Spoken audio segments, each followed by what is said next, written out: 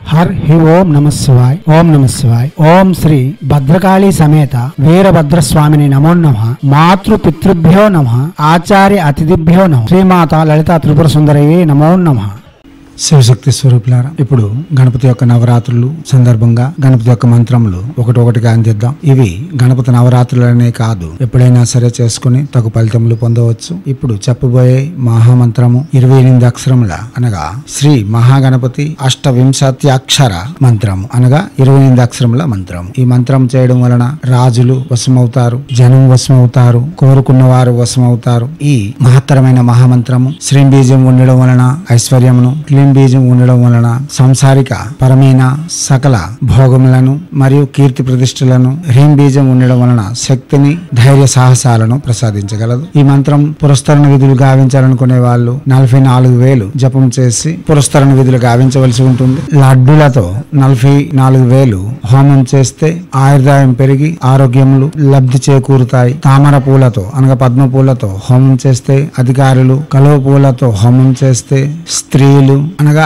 స్త్రీ అధికారులు, మంత్రులు, రావి సమిదలతో హోమం చేస్తే బ్రాహ్మణులు, ఉత్తములు, పండితులు వశమవుతారు. మేడి సమిదలతో హోమం చేస్తే క్షత్రియులు, అధికారులు వశమవుతారు. తేనెతో హోమం చేస్తే బంగారము, ఐశ్వర్యము లభిస్తుంది. ఆవు పాలతో హోమం చేస్తే గోవులు లభిస్తాయి. పెరుగుతో హోమం చేస్తే సమృద్ధి కలుగుతుంది. అన్నంతో హోమం అన్న సమృద్ధి, కూడుగుడ్డ మరియు వైభవమునకు ఎటువంటి ఆటంకములు లేకుండా సమకూరుతాయి. ఇదే మంత్రముతో 10,000 హోమం చేస్తే కామ్య ప్రయోగములు అనగా మనం ఏం కోరుకున్నా సరే అది చేకూర్చగలడు గణపతి. మనం ఈ మంత్రమును చేయాలనుకునే వాళ్ళు ప్రసంగులను విని అవగాహన పెంచుకొని జపములకు ఉపక్రమించవచ్చు. ఎరుపు, పసుపు, ఆకుపచ్చని వస్త్రములు శ్రేయోదాయకం. మిగతావన్నీ మనం ముందు చెప్పే ప్రసంగంలోనే వర్తిస్తాయి. ఇప్పుడు ధ్యానము.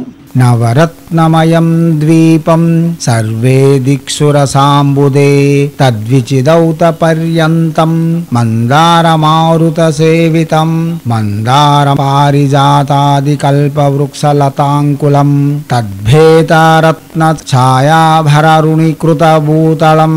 నవరత్నమయమైన ద్వీపములో సర్వదిక్కులయందు రసములు, షడ్రుచులను అందించే సముద్రములు, ఆ ద్వీపం మధ్యలో మందార, పారిజాత, కల్పవృక్షములు వనములుగా ఉండగా అక్కడ ఉండే అడవులు మలయ మారుతం వలె ఎప్పుడు మంచును కురిపిస్తూ ఉండగా రత్నఖచితమైన ఛాయతో విరాజిల్లుతూ ఈ భూతలంపై మనకు అనుగ్రహిస్తున్న శ్రీ గణపతిని ధ్యానిస్తూ ఉన్నాను. ఇలా ధ్యానం చెప్పిన తర్వాత ఈ మంత్రం దేనికోసం చేస్తున్నాం అన్నది వినియోగంగా చెప్పుకోవాలి. ఇప్పుడు వినియోగము. ఓం అస్య శ్రీ మహాగణపతి మంత్రస్య గణక ఋషి నివృత్యుక్త గాయత్రీ ఛందః దేవగణ వందిత శ్రీ మహాగణపతి దేవత గం బీజం స్వాహశక్తి శ్రీం కీలకం శ్రీ మహాగణపతి ప్రీత్యర్థం జపే వినియోగ.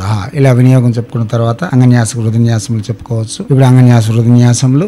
ఓం గాం అంగుష్టాభ్యాం నమః హృదయాయ నమః. శ్రీం గీం తర్జనీభ్యాం స్వాహ శిరసే స్వాహ. హ్రీం గూం మధ్యమాభ్యాం వసట్ శిఖాయ వసట్. క్లీం గైం అనామికాభ్యాం హుం కవచాయ హుం. గ్లౌం గౌం కనిష్ఠికాభ్యాం వౌసట్ నేత్రత్రయాయ వౌసట్. గం గహ కర్తల కర్పుష్టాభ్యాం అస్త్రాయ ఫట్. భోర్ భోసోరుమితి దిగ్బంధ.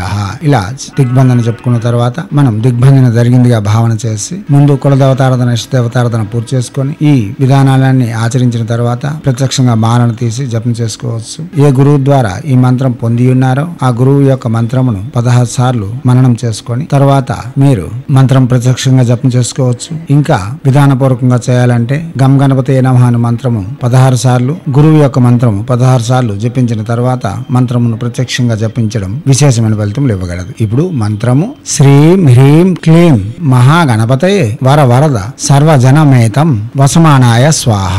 మంత్రం మరోసారి. శ్రీం హ్రీం క్లీం మహాగణపతయే వర వరద సర్వజనమేతం వసమానాయ స్వాహ. మంత్రం మరోసారి.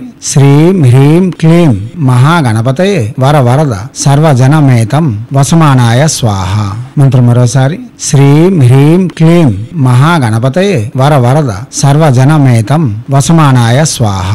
దివ్యాత్మ స్వరూపులారా, గణపతి యొక్క మంత్రములు ప్రసంగములన్నీ వినండి, అవగాహన పెంచుకోండి. ఏమైనా సందేహములు ఉంటే మాకు ప్రత్యక్షంగా సంప్రదించండి. గణపతి వలన కానిదంటూ ఏమీ ఉండదు. కాగా గణపతి ప్రథమ పూజ్యుడు. గణపతికి ఇష్టమైన వస్త్రములు పసుపు వస్త్రములు మరియు ఎర్రని వస్త్రములు, ముదురు చందనపు వస్త్రములు, మాల, రక్త చందనపు మాల, రుద్రాక్ష, స్ఫటిక మాలలు శ్రేయోదాయకం. తూర్పు ఉత్తరాభిముఖంగా కూర్చొని శుక్లపక్ష చవితి, కృష్ణపక్ష చవితి మరియు బుధవారము గణపతికి ప్రియకరము. ప్రతిరోజు గణపతికి షోడశోపచార పూజ చేస్తూ పంచపూజలు చేస్తూ చేయడం గణపతికి చాలా ప్రియకరం. శీఘ్ర ప్రసన్న దేవతలలో గణపతి ప్రథమ వరుసలో ఉంటాడు. గణపతి ఆహ్లాదకరమైన దేవుడు, పిల్లల యొక్క దేవుడు. ఎలా పిలిచినా పలుకుతాడు, ఎలా చూసినా దర్శనం ఇస్తాడు. అటువంటి గణపతిని దర్శించి అతని యొక్క అనుగ్రహంతో సకల ఇబ్బందుల నుండి బయటపడడంతో పాటు మనస్కామ్యములని తీర్చుకునేందుకు తగు విధముగా జపములు, పూజలు, విధానాలు గావిస్తూ గణపతి యొక్క అనుగ్రహంతో ఐశ్వర్యము, ఆనందము, సౌభాగ్యము మరియు సమాజంలో కీర్తి ప్రతిష్టలు పొందాలని కోరుతూ